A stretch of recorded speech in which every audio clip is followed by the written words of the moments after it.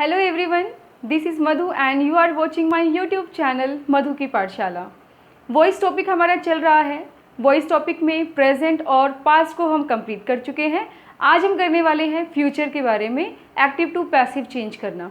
तो चलिए शुरू करते हैं। इसमें हम डिस्कस करेंगे फ्यूचर इनडेफिनिट और फ्यूचर परफेक्ट के बारे में, क्योंकि इन दोनों की ही वॉइस चेंज हो सकती है। Future continuous and future perfect continuous की वॉइस चेंज नहीं होंगी। क्यों? क्योंकि वो हम अभी जब करेंगे फ्यूचर इनडेफिनिट को, तब जब फ्यूचर कंटिन्यूस के बारे में मैं आपको बताऊंगी। तो आप लास्ट तक वीडियो को देखेंगे, आपको सही समझ में आएगा। और उसके बाद हम लास्ट में एक एक्सरसाइज करेंगे जो फ्यूचर इनडेफिनिट और परफेक्ट से रिलेटेड होगी। तो चलिए देखते हैं। सबसे पहले एक्टिव रूल क्या है फ्यूचर इनडेफिनिट का। सब्जेक्ट होता है, सब्जेक्ट के बाद हेल्पिंग वर्ब जो रहेगी वो विल और शैल रहेगी, देन फर्स्ट फॉर्म आएगी एंड ऑब्जेक्ट। ये हो गया एक्टिव रूल, यानी कि सिंपल जो सेंटेंस बनते हैं फ्यूचर इनडेफिनिट के वो कैसे बनते हैं, इस तरीके से बनते हैं। पैसिव रूल में क्या हो जाएगा कि जो ऑब्जेक्ट है वो सब्जेक्ट बन जाएगा, विल और शेल चेंज हो जाएंगे विल बी और शेल बी में। यानी कि हम ऐसे लिखेंगे विल बी और शेल बी, दोनों में से कोई एक हमें चूज करना होगा। फिर थर्ड फॉर्म हमने यूज़ करनी है, देन बाय हो जाएगा और जो सब्जेक्ट होगा वो सब्जेक्ट यहाँ पर ऑब्जेक्ट बन जाएगा। फर्स्ट फॉर्म थर्ड फॉर्म में चेंज होती है। बार बार मैं बता रही हूँ कि जो भी पैसिव फॉर्म होती है उसके अंदर third form of the verb रहती है हमेशा। और ये जो हेल्पिंग वर्ब होगी वो अकॉर्डिंगली चेंज होती है हमारे टेंस के। ठीक है, बाय हम यूज़ करते हैं और जो सब्जेक्ट होता है वो ऑब्जेक्ट हो जाता है, ऑब्जेक्ट सब्जेक्ट हो जाता है। ये बात हमें ध्यान रखनी है।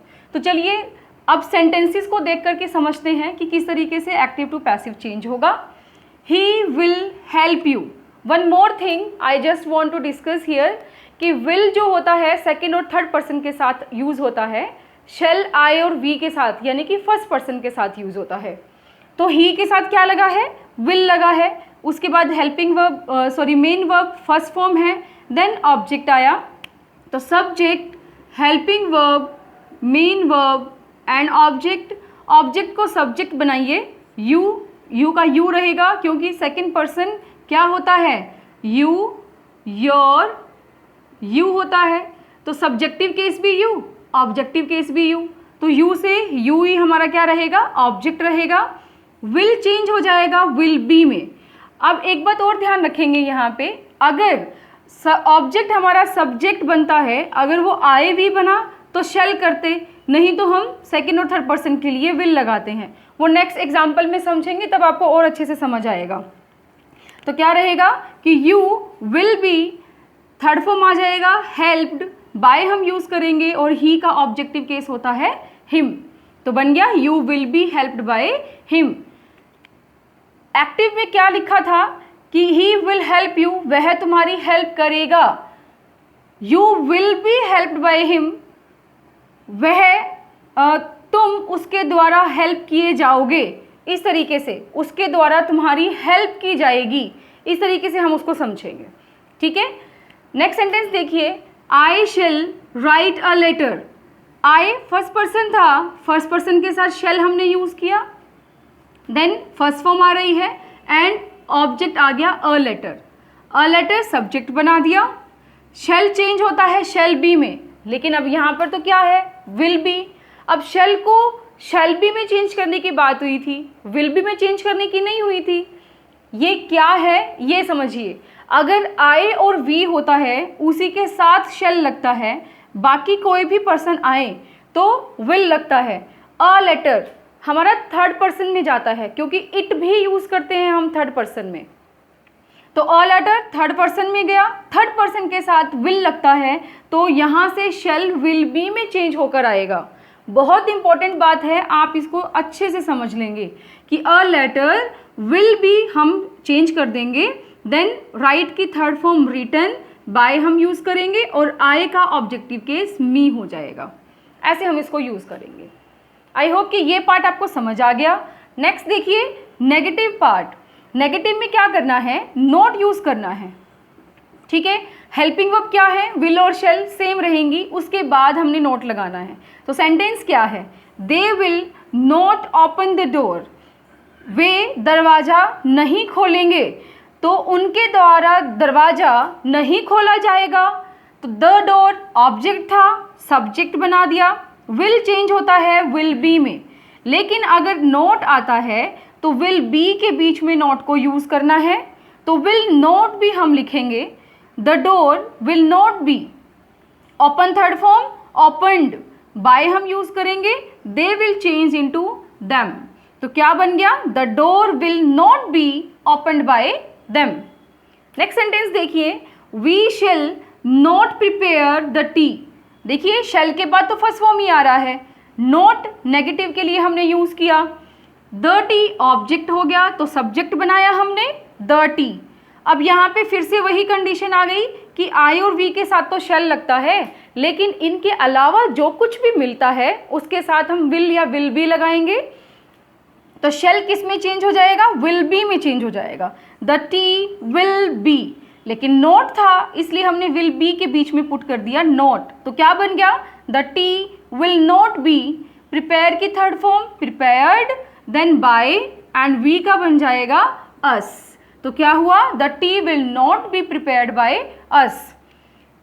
हिंदी में अगर समझें, we shall not prepare the tea, हम टी यानी कि चाय तैयार नहीं करेंगे, तो हमारे द्वारा चाय तैयार नहीं की जाएगी। इस तरीके से हम उसको समझेंगे। नेक्स्ट देखिए इंटरोगेटिव। इंटरोगेटिव में हमने समझा है कि जो हेल्पिंग वर्ब होती है वो सेंटेंस की बिगनिंग में आ जाती है। तो सेंटेंस की बिगनिंग में आया विल यू हेल्प मी, क्या तुम मेरी हेल्प करोगे। तो अब देखिए मी जो यहाँ पे ऑब्जेक्ट था उसको हमने सब्जेक्ट बनाना है। मी का सब्जेक्टिव केस क्या होता है, आई के लिए क्या यूज होता है, शेल यूज होता है। तो विल चेंज होकर के क्या बन जाएगा, शेल बी बन जाएगा। तो shall I be, okay shall be बन गया। हेल्प की थर्ड फॉर्म हेल्प्ड आ जाएगी and then by and you will change into you again, क्योंकि ऑब्जेक्टिव और सब्जेक्टिव केस इसका सेम होता है। तो यू रहेगा और ये साइन ऑफ इंटरोगेशन भी हम एज इट इज रखेंगे, क्योंकि हमने किया है कि सब्जेक्ट जो अफर्मेटिव होते हैं अफर्मेटिव में, नेगेटिव नेगेटिव में और इंटरोगेटिव में ही रहते हैं। फॉर्मेशन ऑफ सेंटेंस चेंज नहीं होती, टेंस जो होते हैं वो भी चेंज नहीं होते, ध्यान रखिएगा। नेक्स्ट सेंटेंस देखिए, will she Singh a song, क्या वह गाना गाएगी, क्या उसके द्वारा गाना गाया जाएगा, ये हमें पैसिव बनाना है। तो अ सॉन्ग यहाँ पे ऑब्जेक्ट था, ऑब्जेक्ट को उठाया, देन विल हमारे पास हेल्पिंग वर्ब थी, तो ये अब ये भी थर्ड पर्सन है और ये भी थर्ड पर्सन था, तो will change into will be. Okay, तो अब ये इंटरोगेटिव था तो हमने पहले लगा दिया विल अ सॉन्ग बी। सिंग की थर्ड फॉर्म संग होती है, बाय हम यूज करेंगे और शी का बन जाएगा हर। तो क्या बना, will a song be sung by her, क्या उसके द्वारा गाना गाया जाएगा। ये हमने किया है प्रेजेंट इनडेफिनेट को समझने के लिए। यहाँ अगर आपको नेगेटिव इंटरोगेटिव समझना है तो आप सब्जेक्ट के बाद नोट लगा देंगे। Will you not help me, क्या आप मेरी हेल्प नहीं करेंगे, तो shall I not be helped by you. Simple सा डिफरेंस क्या है कि जो नॉट हमने लगाना है वो सब्जेक्ट के बाद लगाना है, चाहे वो सिंपल एक्टिव फॉर्म हो चाहे वो पैसिव फॉर्म हो। देखिए यू के बाद नोट लगा रहे थे, देन आई के बाद नोट लगा रहे हैं, लग रहा है तो किसके बाद, सब्जेक्ट के बाद। ये बात ध्यान रखेंगे, आप इसका स्क्रीनशॉट ले लीजिए।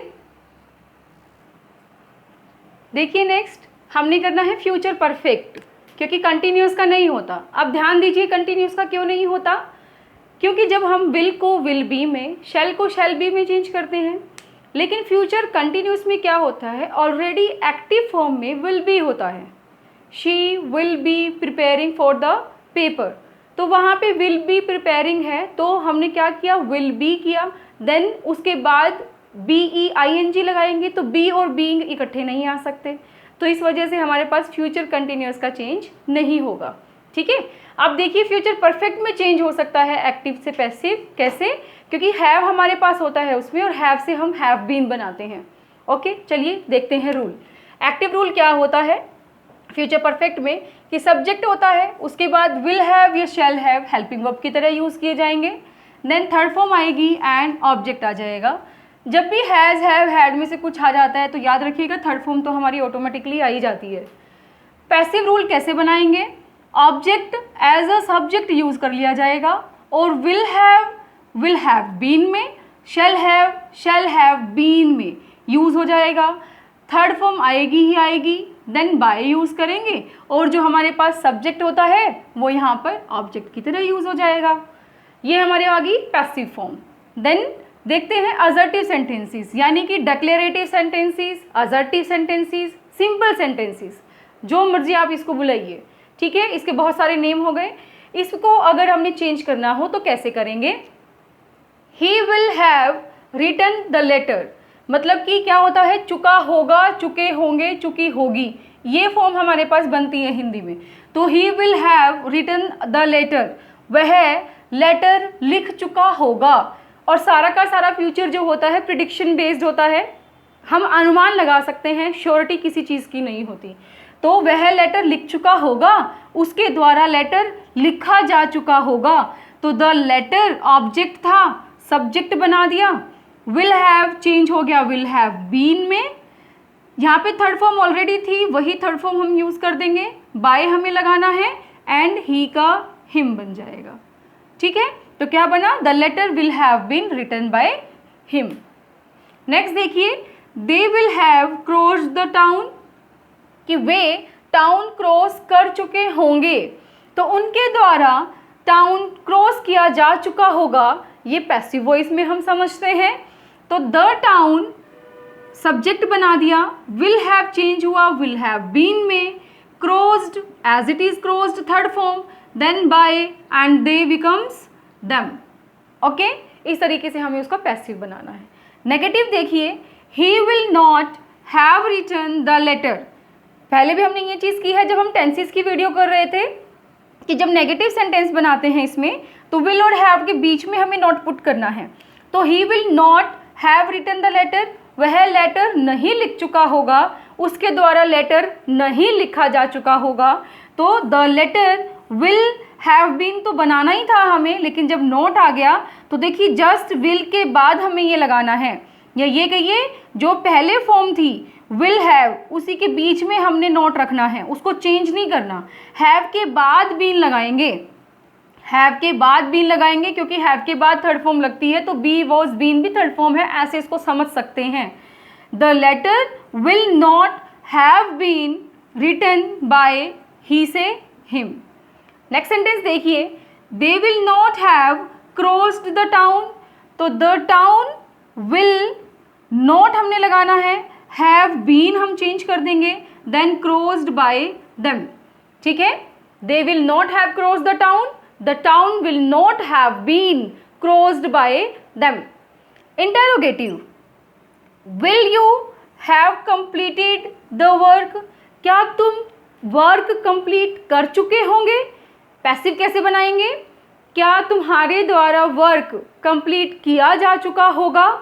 तो विल, अब हमारे पास क्या है? हेल्पिंग वर्ब है विल हैव, ठीक है। विल हैव को विल हैव बीन में चेंज करना है, तो द वर्क को उठाएंगे पहले, द वर्क। अब ये थर्ड पर्सन में जाता है तो देखिए विल हैव बीन ही रहा, तो विल द वर्क, सब्जेक्ट बीच में आ जाता है ना, तो will the work have been completed, then by and you हम लगा देंगे as an object.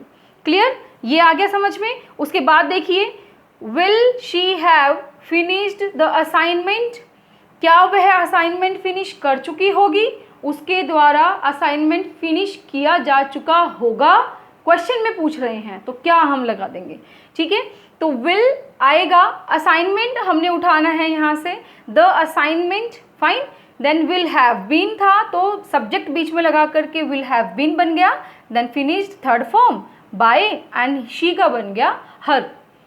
Negative interrogative अगर बनाना हो तो will you not have completed the work, वही चीज़ें आई कि यू के बाद हमने नॉट लगा दिया। देखिए हमने अभी जब फ्यूचर इंडेफिनिट किया था तब भी ये चीज़ समझी थी कि नेगेटिव इंटरोगेटिव बनाते हैं तो will you not have completed the work करते हैं, तो जब पैसिव बनाएंगे तो will the work not have been completed by you, क्या तुम्हारे द्वारा वर्क फिनिश नहीं किया जाता है।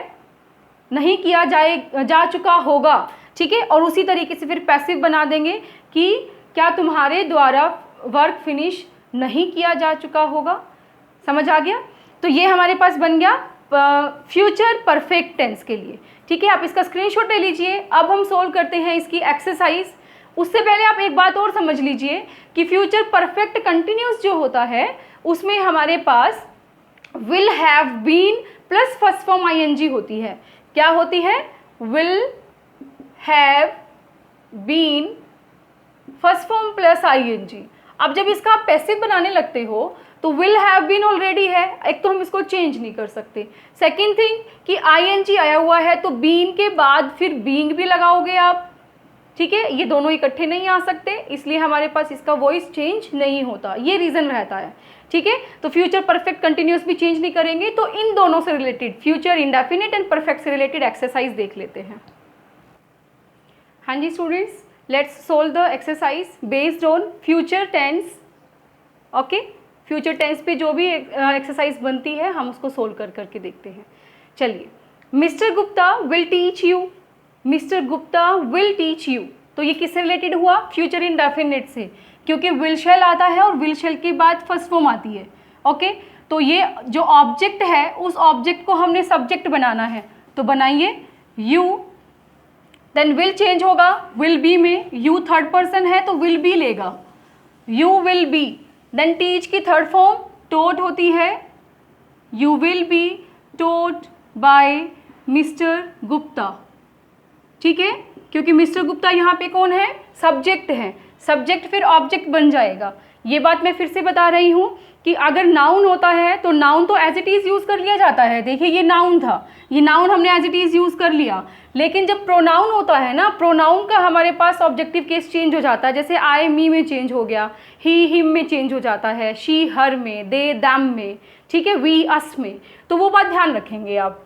अब जो नेक्स्ट केस है, एवरीवन विल रिमेंबर हिम, हर कोई उसे याद रखेगा। ही, अब जो हिम है वो चेंज होगा ना। अब देखिए ये ऑब्जेक्टिव केस है, ऑब्जेक्ट, अब इसका सब्जेक्ट बनाइए, सब्जेक्ट क्या बनेगा इसका? ही बनेगा, ठीक है। ही के बाद विल आएगा तो वो विल बी में चेंज हो जाएगा, he will be. Then remember की थर्ड फॉर्म क्या होती है? रिमेंबर्ड। अब एक चीज़ मैंने आपको फर्स्ट वीडियो में भी बताई थी कि जब यहाँ पे everyone, someone, anyone, somebody, anybody, ठीक है, तो एवरीबडी जब भी हमारे पास आते हैं तो हम उसको पैसिव फॉर्म में अवॉइड कर सकते हैं। तो क्या हो सकता है? He will be remembered as it is, यहाँ तक छोड़ दीजिए, या हम इसको ऐसे लिखें he will be remembered by everyone. तो दोनों ही फॉर्मेशन हमारे पास सही होती है, गलत नहीं होती। लेकिन मोस्ट ऑफ द केसेस में हम इसको अवॉइड करते हैं, बाय एवरीवन, बाय समवन, ठीक है। तो आप उस बात का ध्यान रखेंगे। Shall I discuss the matter, क्या मैं मैटर डिस्कस करूँगी? तो shall I discuss the matter, क्या मैं मैटर डिस्कस करूँ? तो उस तरीके से फ्यूचर के लिए वो पूछ रही है कि क्या मैं मैटर डिस्कस करूँ, तो क्या मेरे द्वारा मैटर डिस्कस किया जाएगा? तो वो एक ही बात है, ज़रूरी नहीं कि गागेगी ही लिखेंगे तो ही फ्यूचर बनता है, ठीक है। तो इस तरीके से उसकी सेंस भी तो हमारे पास करेक्ट जानी चाहिए ना। तो अब देखिए द मैटर ऑब्जेक्ट था, सब्जेक्ट बनाइए इसका पहले। तो अब आप कहेंगे कि हमें तो इंटरोगेटिव बनाना था। यस, जब इंटरोगेटिव फॉर्म होती है एक्टिव में, पैसिव में भी इंटरोगेटिव रखते हैं, लेकिन बात ध्यान क्या रखेंगे, पहले जो ऑब्जेक्ट होता है उसको सब्जेक्ट तो बनाओ, उसी के अकॉर्डिंग डिसाइड करोगे ना कि विल बी यूज़ करना है कि शैल बी यूज़ करना है, ठीक है, या हम कहें कि सिंगुलर हो, प्लूरल हो, उसी के अकॉर्डिंग हमारे पास उसकी वर्ब्स डिसाइड की जाती हैं, हेल्पिंग वर्ब मेन तो, ठीक है। तो यहाँ पे द मैटर था, द मैटर आया तो इसलिए हम क्या लगाएंगे, यहाँ पे विल बी लगाएंगे, तो शैल चेंज हो जाएगा विल बी में। इंटरोगेटिव था तो विल पहले, देन सब्जेक्ट, उसके बाद बी, तो will the matter be. Discuss की थर्ड फॉर्म हो जाएगी डिस्कस्ड बाय मी, ठीक है। तो will the matter be discussed by me, sign of interrogation भी लगेगा, इसको हम छोड़ नहीं सकते, ठीक है। नेक्स्ट देखिए, the terrorists will have destroyed the city. Fine, अब यहाँ पे अनुमान लगाया जा रहा है कि जो टेररिस्ट हैं वो सिटी को डिस्ट्रॉय कर चुके होंगे। तो जब पैसिव फॉर्म बनाएंगे तो सिटी टेररिस्ट के द्वारा डिस्ट्रॉय की जा चुकी होगी, तो वो हमें लगाना है। तो द सिटी हम उठाएंगे यहाँ से, the city will have been बन जाएगा। देखिए विल हैव था तो क्या बन जाएगा, will have been. The city will have been destroyed किसके द्वारा, बाय द टेररिस्ट्स। ठीक है, नेक्स्ट सेंटेंस देखिए, the police will not have arrested the thief.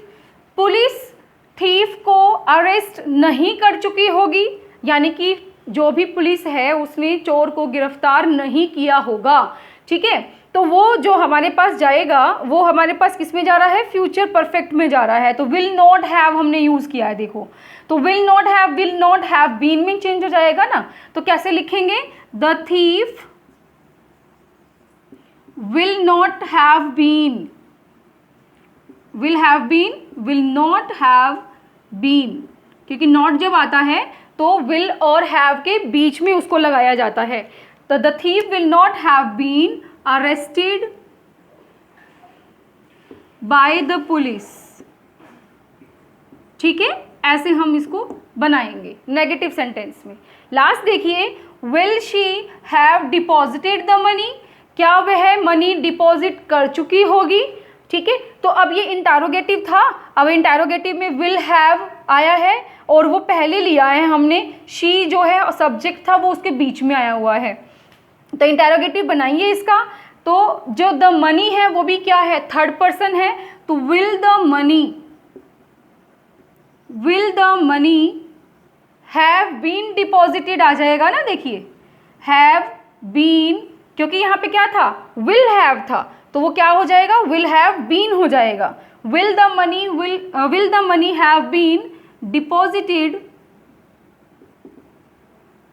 Bye, कौन करा रहा था, शी करा रही थी, तो ऑब्जेक्टिव केस क्या आएगा, हर आएगा। इंटरोगेटिव था तो हम इंटरोगेटिव ही रखेंगे। तो इस तरीके से हमने क्या किया है, फ्यूचर से रिलेटेड जो दो हमारे पास टाइप्स थे, फ्यूचर इंडेफिनिट और फ्यूचर परफेक्ट, रूल्स हमने समझे, कैसे उनको सेंटेंसेस से चेंज किया गया एक्टिव टू पैसिव। फिर हमने एक एक्सरसाइज भी कर ली कि अगर आपके मिसलेनियस इस तरीके से मिल जाती है आपको, तो आप उसको कैसे सोल्व करेंगे, आइडेंटिफाई करके कि ये फ्यूचर इंडेफिनिट है या फ्यूचर परफेक्ट है। आई होप कि आपको ये समझ आया होगा। अब ये तीनों चीज़ कंप्लीट होने के बाद नेक्स्ट वीडियोस जो रहेंगी एक्टिव पैसिव की, वो मिसलेनियस रहेंगी, यानी कि जो भी आपके एक्टिव पैसिव के रूल्स बनते हैं वो हम नेक्स्ट वीडियोस में कवर करेंगे। तो आपके लिए ये टॉपिक कंप्लीट बिल्कुल अच्छे से कवर करेंगे। आप बिल्कुल वीडियोस को देखते रहिएगा, लाइक शेयर करते रहिएगा। अगर आप चैनल पर नए हैं तो आप सब्सक्राइब कर लीजिए, बेल आइकन को दबा दीजिए ताकि आपको अर्ली नोटिफिकेशन मिल सके। Thank you for being with us guys.